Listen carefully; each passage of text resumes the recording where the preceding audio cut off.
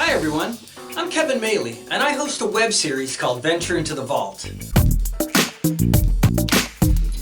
G.I. Joe was the first property that I actively pursued collecting everything in the entire run. From my straight-armed Grand Slam in 1982 to my dress uniform gung-ho in 1987. I amassed an almost complete collection up to the release of the animated movie, and I had one favorite toy of the line, the 1985 Bridge Layer, and its driver, Toll Booth.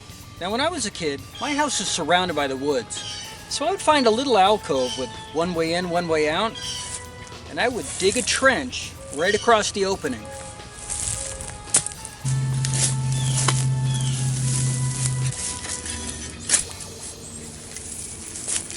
Now with my trench dug, I could put the G.I. Joe base inside the alcove, and then when it was time to go out and hunt down Cobra, the Bridge Layer would lead the charge.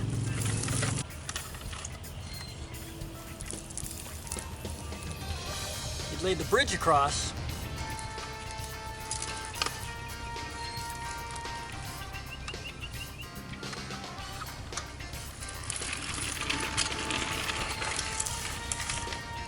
then let everyone pass.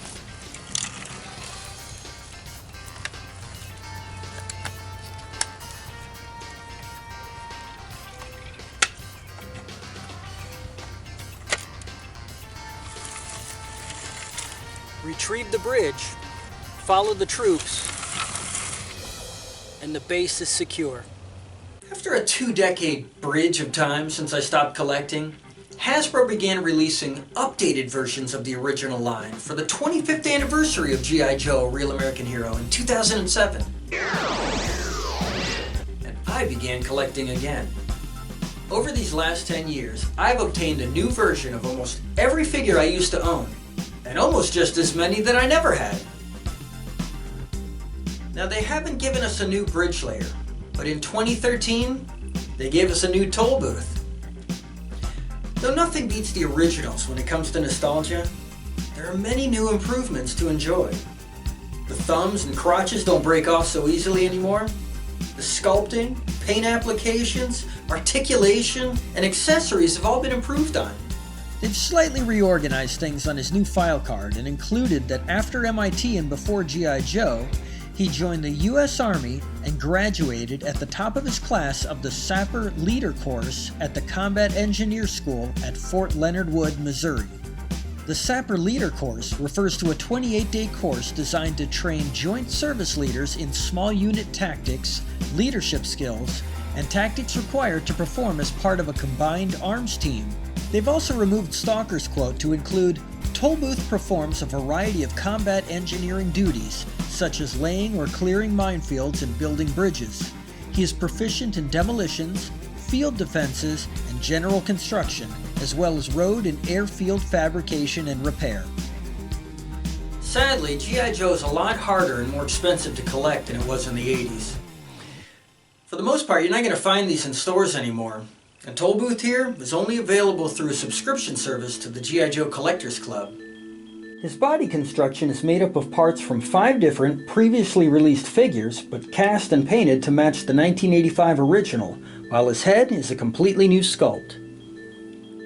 He comes with these 2 safety cones, barbed wire, a pistol, his display stand, another pistol in a holster, his mallet, a pickaxe, and this vest web gear that you can take off. His head moves side to side and down. His torso can twist all the way around. His arms can spin completely around that way and this way. He has elbow articulation, wrist articulation, his legs, double jointed knees, and you can spin his ankles.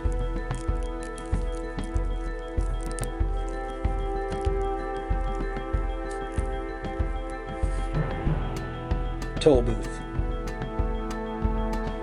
I've been fortunate enough to obtain the original model sheet animation cells for the bridge layer and toll booth, as well as the original Herb Trimpe artwork for Toll Booth's inclusion in the Order of Battle comic series, and a copy of that comic signed by everyone involved.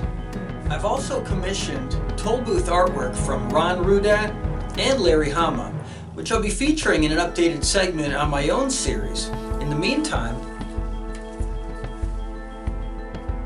I've got Toll Booth artwork from Hooded Cobra Commander. And here's my own artwork for all of us involved in this episode.